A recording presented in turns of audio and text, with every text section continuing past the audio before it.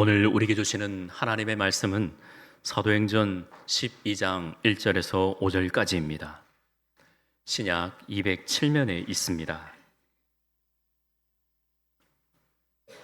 사도행전 12장 1절에서 5절까지 말씀을 우리 한 절씩 교독하고 마지막 5절 함께 읽겠습니다. 그때에 헤롯 왕이 손을 들어 교회 중에서 몇 사람을 해하려 하여 유대인들이 이 일을 기뻐하는 것을 보고 베드로도 잡으려 할세 때는 무교절 기간이라.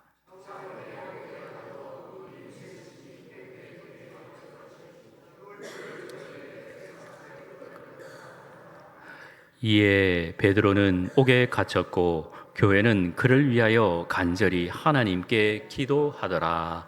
아멘. 할렐루야. 오실 때 불편함이 없으셨습니까? 비도 오는데 보통 주일에 비가 오면요, 왜 가는데 비 오냐 하는데 오늘 비는 우리 장로님 표현으로 금비입니다. 금비. 금비예요.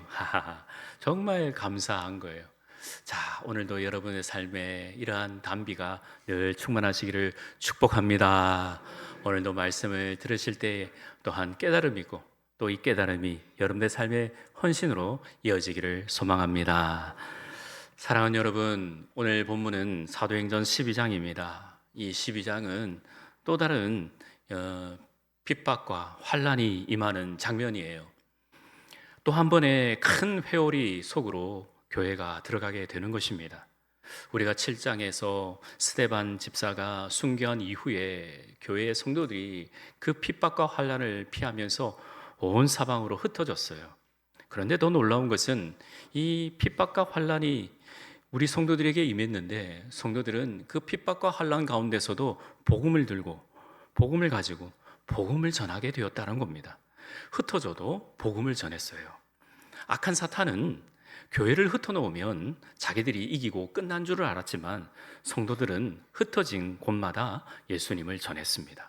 어떤 성도는 베니게로 갔고 어떤 성도는 구브로로 갔고 어떤 성도는 안디옥까지 가서 교회에 그리고 복음을 전했습니다.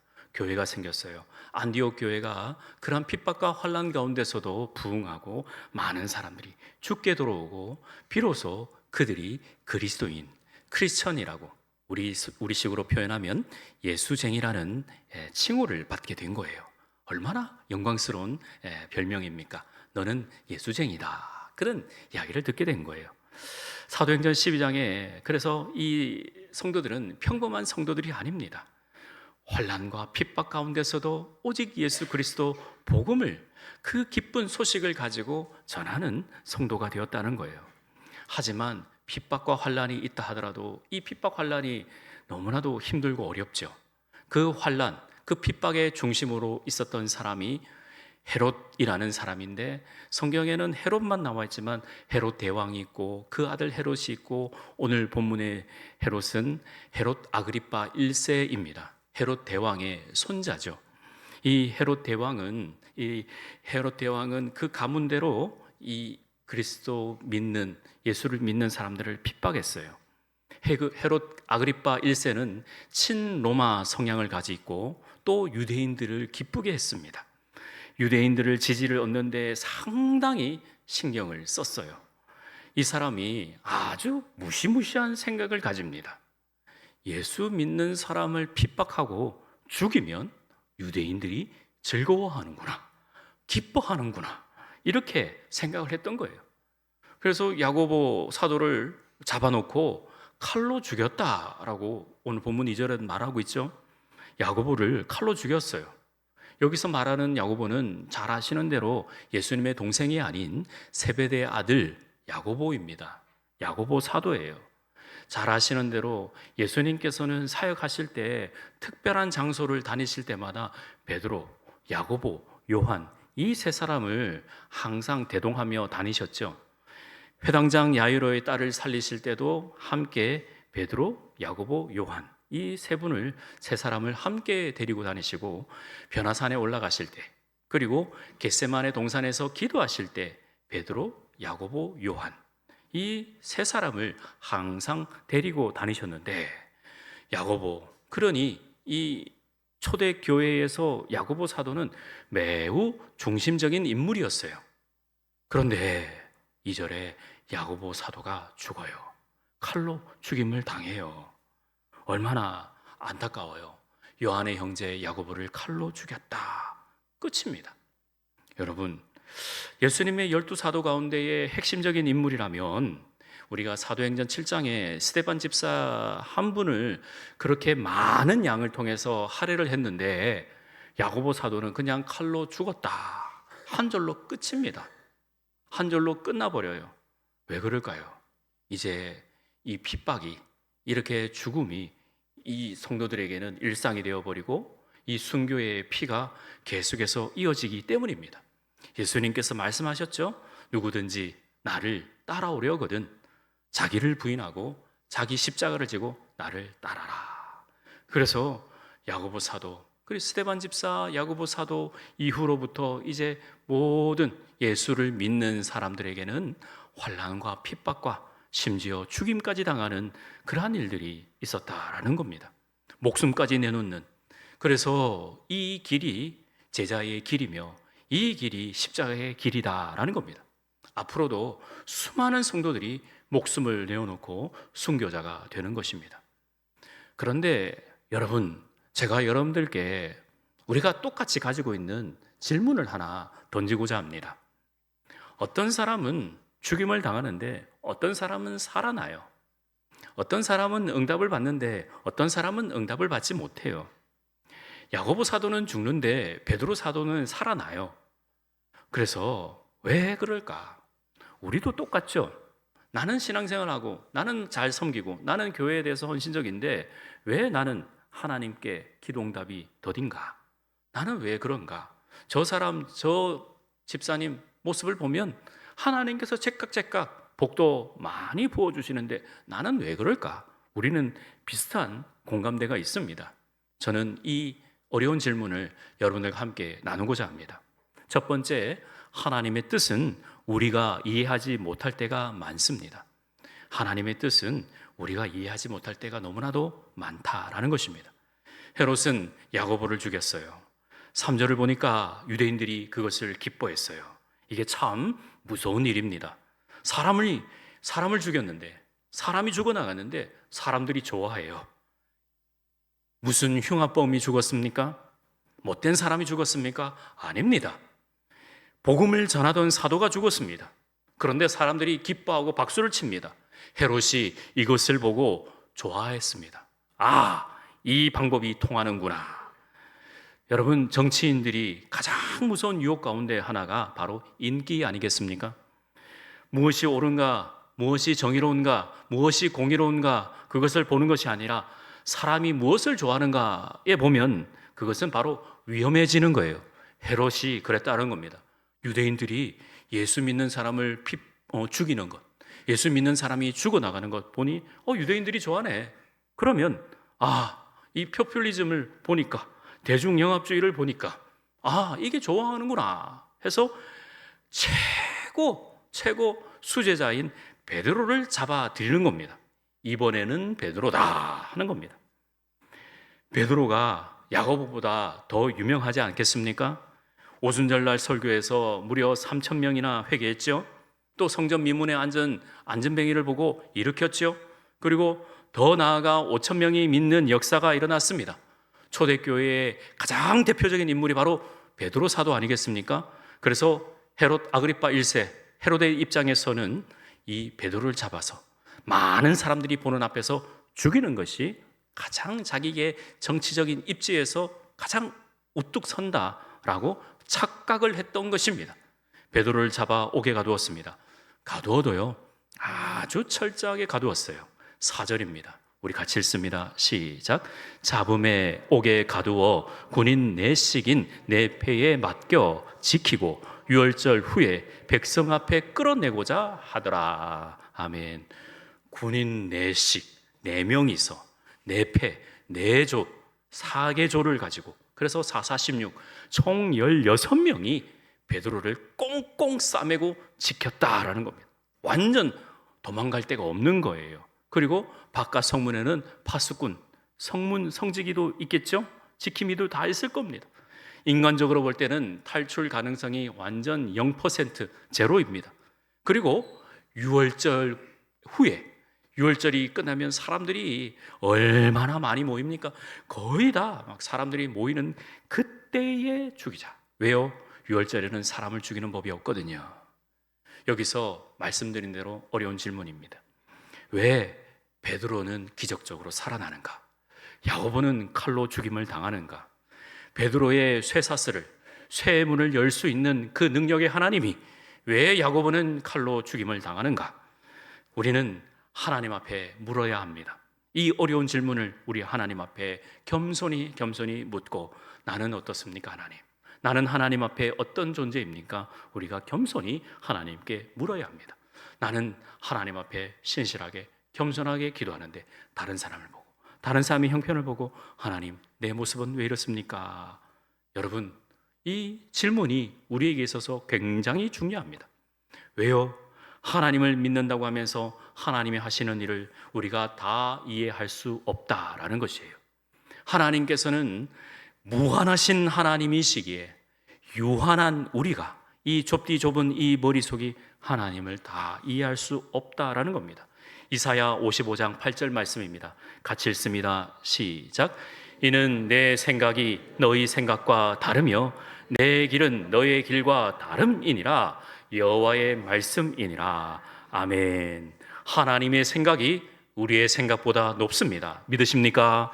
우리의 시간표와 하나님의 시간표는 엄연히 다른 것입니다. 하나님의 목적과 우리의 계산은 완전히 다른 것입니다. 그러기에 이해되지 않아도, 내가 다 알지 못해도 우리는 전적으로 하나님을 신뢰해야 하는 것입니다. 그러면 하나님의 뜻이 알아지고 하나님의 계획이 보여지고 하나님께서 저와 여러분들을 사용하실 줄 믿습니다. 야고보가 죽었을 때 하나님께서 실패하신 것이 아닙니다. 베드로가 살아났을 때 베드로가 야고보보다 더 믿음이 좋은 것이 아닙니다. 야고보에게도 야고보의 길이 있고 베드로에게도 베드로만의 길이 있다라는 것입니다. 우리의 인생은 남의 인생과 비교해서는 우리는 신앙이 흔들흔들 거린다라는 것입니다. 저 사람은 저렇게 되었는데 나는 왜 이 모양인가? 다른 사람들과 비교하면 우리는 쓰러지고 넘어지게 되어 있습니다. 절대 남과 비교해서는 안 되고 1년 전에 어제와 나를 비교해서 하나 더 한 큼 성장해 나가야지 하나님께서 주시는 그 은혜를 우리가 받아 누릴 수 있다는 겁니다. 요한복음 21장에도 보면 베드로도 비슷한 질문을 해요. 요한이 예수님 곁에 서서 너무나도 사랑을 많이 받으니까 베드로가 요한에 대해서 궁금했습니다. 베드로가 분명히 예수님께서 주시는 말씀을 받았어요. 너는 십자가를 지고 곡부림을 당해서 너는 죽을 것이다 라는 메시지를 베드로가 받았습니다. 그러니 베드로 입장에서는 요한의 그 죽음도, 요한의 길도 궁금한 거예요. 그래서 스승님, 요한은 어떻게 됩니까? 요한은 어떻게 죽지요? 그렇게 물으니 예수님께서 말씀하신 겁니다. 22절에 내가 올 때까지 그를 머물게 하고자 할지라도 네가 무슨 상관이냐? 너는 나를 따르라. 내가 올 때까지, 내가 다시 재림해서 올 때까지 그가 살지 그가 있을지 아무도 모른다. 그게 너와 무슨 상관이냐? 너는 나만 따르라 하신 겁니다. 얼마나 분명히 말씀하십니까? 요한의 길과 너의 길은 분명히 달라. 너의 맡겨진 길을 가라 하고 베드로에게 말씀하신 겁니다. 사랑하는 성도 여러분, 다른 사람의 인생을 너무 오래 바라보지 마십시오. 저 사람은 저 사람의 길이 있고 나는 나의 길이 있습니다. 하나님께서 왜 이렇게 하시는지 우리가 도무지 이해되지 않고 도무지 내 생각으로 내 뜻대로 되지 않아도 분명히 하나님께서는 하나님의 일을 이루십니다. 결단코 하나님은 하나님의 일을 우리에게 각자에게 맡겨주십니다. 이걸 꼭 기억하십시오. 하나님께서는 절대 실수하지 않으십니다. 믿습니까? 하나님은 절대 실수하지 않습니다. 하나님은 결코 우리를 잊지 않습니다. 하나님께서는 내 인생, 우리의 인생을 결코 놓치지 않습니다. 하나님께서는 우리가 다 이해하지 못해도 다 알지 못해도 하나님은 저와 여러분들을 하나님께로 인도하시며 신뢰하는 자에게 더 큰 은혜를 베풀어 주시며 하나님의 놀라운 사랑을 부어주실 줄 믿습니다. 두 번째, 순교자는 죽음으로 선교하고 살아있는 사람은 삶으로 선교합니다. 오늘 설교 제목이 순교자와 선교자로 정했습니다. 야고보는 죽었어요. 그러나 베드로는 살았습니다. 두 사람의 공통점이 있습니다. 둘 다 복음을 위하여 사용되었습니다. 야고보는 죽음으로 복음을 증거하였고 베드로는 살아서 복음을 증거했습니다. 그러니까 우리는 이렇게 말할 수가 있습니다. 순교자는 죽음으로 선교하고 선교자는, 살아있는 사람은 삶으로 선교합니다. 여러분 잘 아시는 증인이라는 뜻하는 헬라어가 마르티스죠? 마르티스입니다. 영어로 머터, 순교자도 이 마르티스에서 나왔습니다. 왜 증인이라는 말이 나중에 순교자로 뜻까지 다 발전하게 되었는가? 예수 그리스도를 주님이라고 하는 사실을 증거하다가 목숨을 잃은 사람들이 너무 많았기 때문에 마르티스, 이 헬라어가 순교자, 머터로 된 것입니다. 사랑하는 여러분, 우리는 말로만 증언하지 않습니다. 목숨으로도, 우리의 생명으로도, 삶으로 증언해야 하는 것입니다. 반드시 예수 그리스도는 살아계십니다. 지금도 우리와 함께 하십니다. 예수님만이 구원자이십니다. 믿습니까? 그래서 우리는 늘 예수 그리스도가 구원자이시라는 것을 우리는 입술로 증거해야 됩니다. 내 눈에 안 보여도, 내 손에 잡히지 않아도, 내가 이 가운데 이 공간에 함께 있는 것이 아니 느껴진다 하더라도 우리는 우리 입술을 습관과 같이 예수님은 살아계셔서 우리와 함께 하십니다. 그래서 우리는 이런 고백이 있어야 하는 것입니다. 죽어도, 아니 나를 죽여도 이 사실은 결단코 취소할 수가 없습니다. 우리는 이러한 증인이 되어야 되는 것입니다. 한번 우리가 믿은 것, 하나님 앞에 우리가 헌신하고 우리가 하나님 앞에 결단한 것은 결코 번복될 수도 없고 바뀔 수도 없습니다. 하나님께서 주시는 그 놀라운 은혜를 우리가 증언하는 살아있는 복음의 증거자들이 다 되시기를 예수님의 이름으로 간절히 축복합니다. 야고보는 짧은 생애를 통해서 죽음으로써 복음을 증거했지만 베드로는 또한 살아서 할 일이 있다라는 것입니다. 그는 교회를 더 든든히 세워 나가야 되는 것입니다. 그리고 베드로 전후서를 기록해야 하는 것이에요.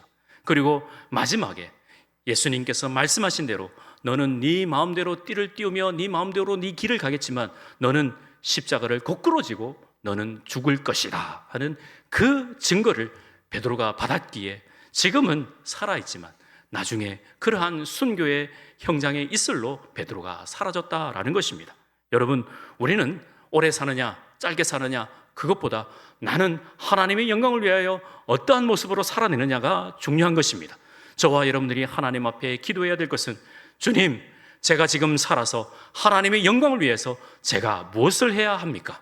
나는 하나님의 뜻을 이루기 위해서 내 삶의 자리에서 어떤 일을 이루기를 원하십니까? 우리는 그렇게 겸손히 하나님 앞에 기도하고 구해야 하는 것입니다. 그러기에 저와 여러분들은 하나님께서 우리를 불러주신 선교사가 되는 것입니다. 선교사라고 하면 멀리 비행기를 타고 해외로 나가는 것만 생각하지 마십시오. 가정에서도 선교할 수 있고 자녀에게도 믿음의 모습을 보여주는 것이 바로 선교입니다. 교회에서 말없이 섬기는 것도 선교이고 믿지 않는 친구들 위해 오래도록 기도하는 것도 선교입니다. 우리의 삶이 예수님의 그 흔적을, 예수님의 그 놀라운 사랑을 보여주는 것이 바로 선교의 현장인 줄 믿습니다. 어떤 사람은 죽음으로 예수님을 증거합니다. 하지만 우리는 삶으로, 지금도 우리는 살아서 예수 그리스도께서 살아계시고 함께 하신다는 것을 우리는 증언하는 선교사가 되는 것입니다. 우리는 매일매일 선교사, 선교의 삶을 살아갑니다.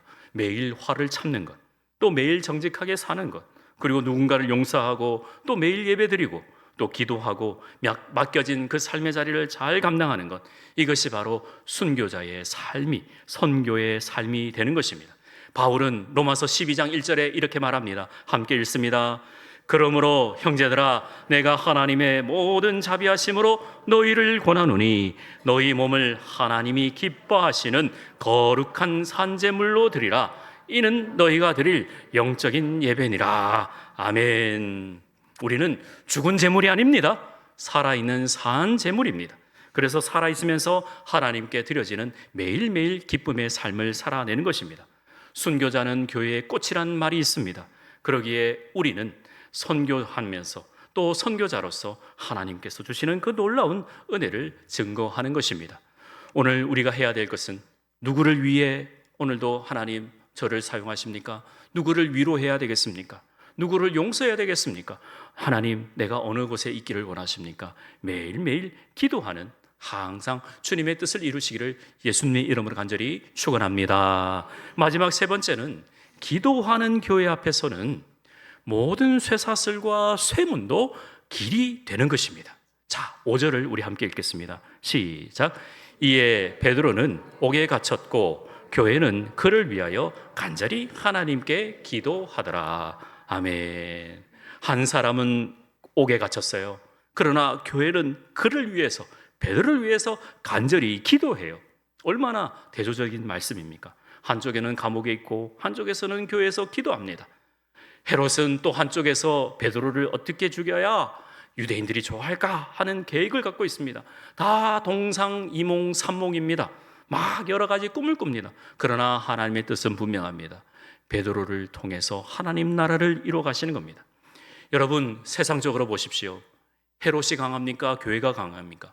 세상으로 볼 때는 헤롯이 강해요. 군대가 있어요. 또 권력이 있어요. 힘이 있어요. 돈이 있어요.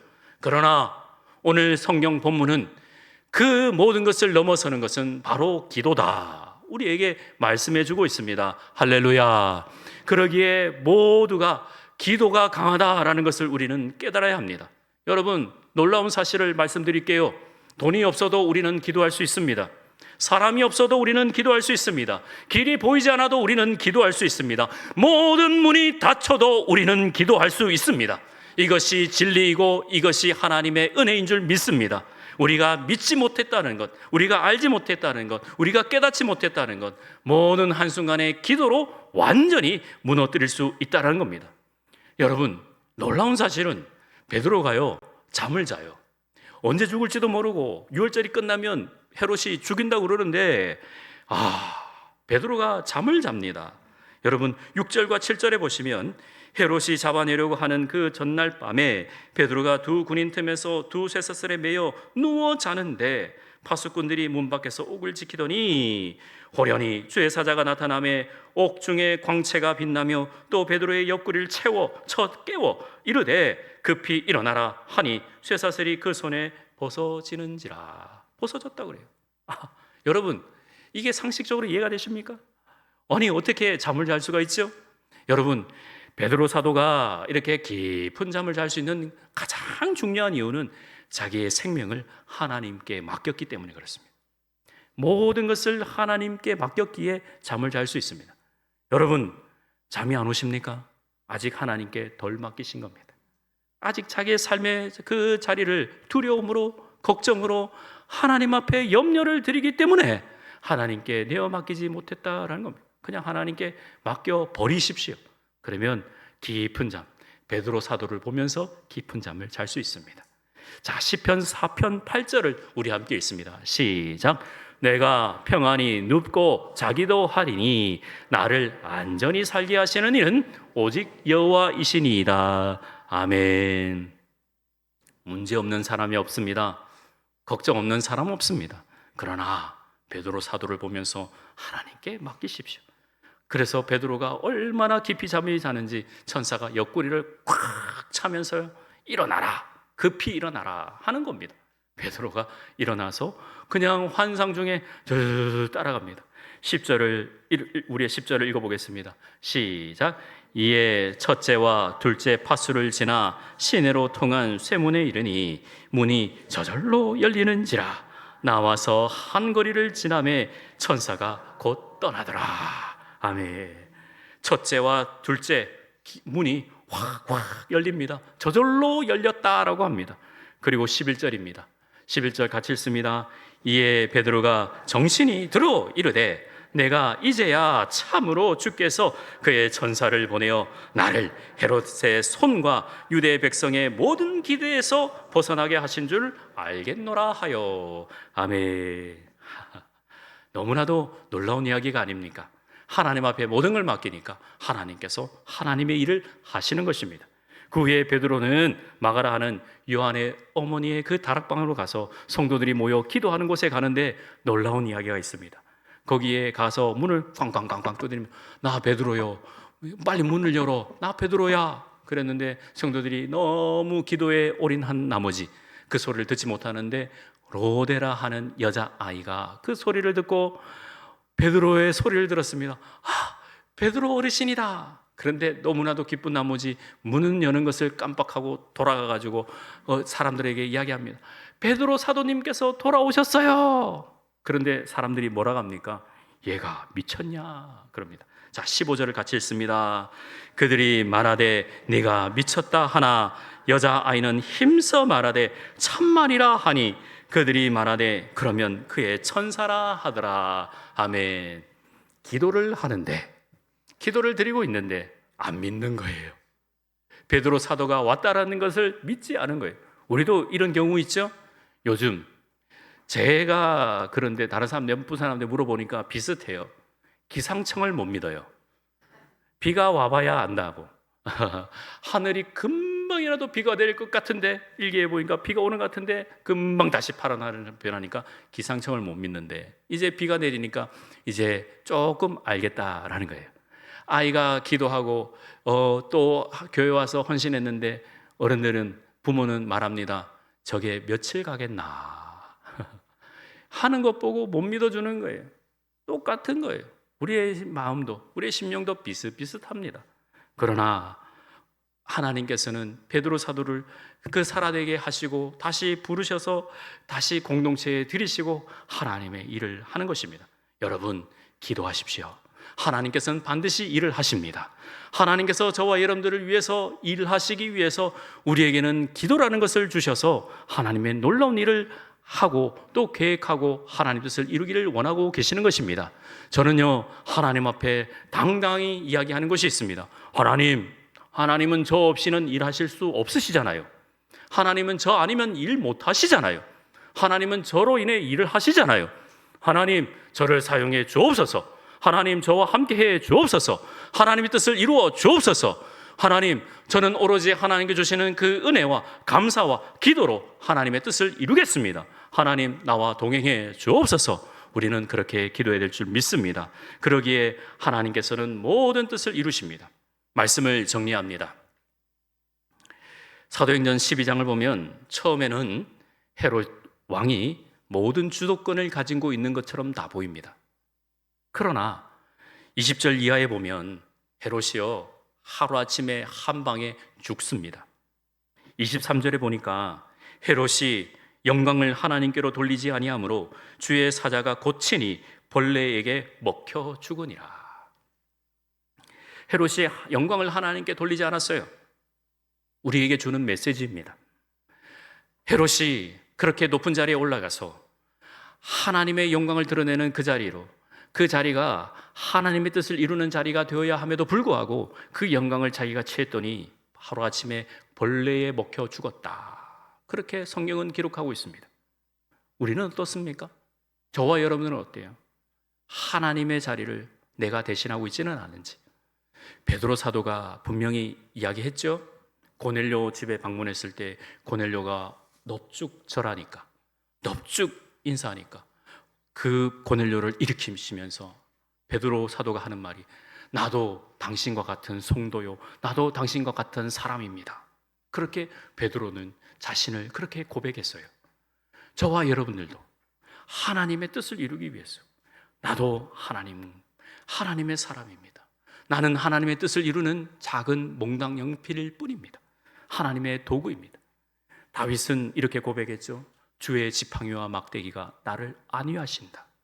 그러기에 여호와 그 푸른 풀밭에서 누이시며 쉴만한 물가로 인도하신다. 그렇게 자신을 고백하면서 내 잔이 넘칩니다, 감사합니다 하면서 여호와는 나의 목자시라고 고백했던 것입니다. 여러분, 오늘 말씀의 결론은 24절입니다. 24절을 같이 읽습니다. 시작.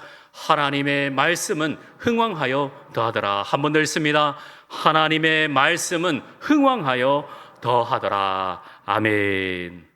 사탄이 문을 닫아도 하나님은 다른 문을 여십니다. 사탄이 문을 닫아도 하나님께서는 또 다른 문을 여셔서 우리를 통해서 하나님의 뜻을 이루십니다. 바울도 디모데후서 2장 9절에서 말합니다. 복음으로 말미암아 내가 죄인과 같이 매이는 데까지 고난을 받았으나 하나님의 말씀은 매이지 아니하더라. 아멘. 사람은 매일 수가 없습니다. 하나님께서 하나님의 뜻으로 인해서 결단코 하나님 믿는 백성들은 매일 수가 없습니다. 베드로 사도의 손목에 있는 쇠사슬을 채울 수 없었습니다. 베드로 사도의 그 발에 있는 착고를 매일 수가 없었습니다. 하나님께서 다 문을 여십니다. 그러기에 저와 여러분들이 늘 주께서 주시는 그 은혜로 말미암아 살아내야 되겠습니다. 로마서 14장 8절 말씀을 읽고 말씀을 정리하고자 합니다. 같이 읽습니다. 시작. 우리가 살아도 주를 위하여 살고 죽어도 주를 위하여 죽나니 그러므로 사나 죽으나 우리가 주의 것이로다. 아멘. 이것이 믿음입니다. 사나 죽으나 다 주의 것이다 라고 고백하시면서 하나님의 말씀이 날마다 흥왕하여 여러분의 삶의 자리에서 하나님의 말씀이 살아 역사하여서 늘 더해지는 그 은혜가 풍성히 넘치는 믿음의 성도들 다 되시기를 주의 이름으로 축원합니다. 하나님 은혜 감사합니다. 오늘 사도행전 12장 말씀을 통해서 하나님 말씀이 영원히 살아계신 것을 알고 또 하나님의 뜻을 깨닫게 하시니 감사합니다. 우리의 생각으로 우리의 마음으로 이해할 수 없는 일들이 우리의 삶 가운데에 우리 주변에 일어난다 할지라도 주님을 끝까지 신뢰할 수 있는 은혜를 주시고 하나님 우리를 꼭 붙들어 주시고 함께해 주옵소서. 내 생각이 하나님의 생각과 다른 것을 우리가 인정하면서 하나님의 뜻에 따라 우리가 행동하며 살아내는 또 말씀에 따라 우리가 살아드릴 수 있도록 하나님 역사하시고 성령 하나님 우리를 깨우쳐 주옵소서. 오늘 이 시간 함께 예배드리는 모든 성도에게 한량없는 은혜를 주시고 하나님 오늘도 주의 이 단비가 우리에게 자비가 되어서 하나님 그 긍휼과 자비가 넘치는 믿음의 백성으로 하나님 복나려 주옵소서. 함께 해주실 줄 믿사옵고 예수님의 이름으로 기도하옵나이다. 아멘.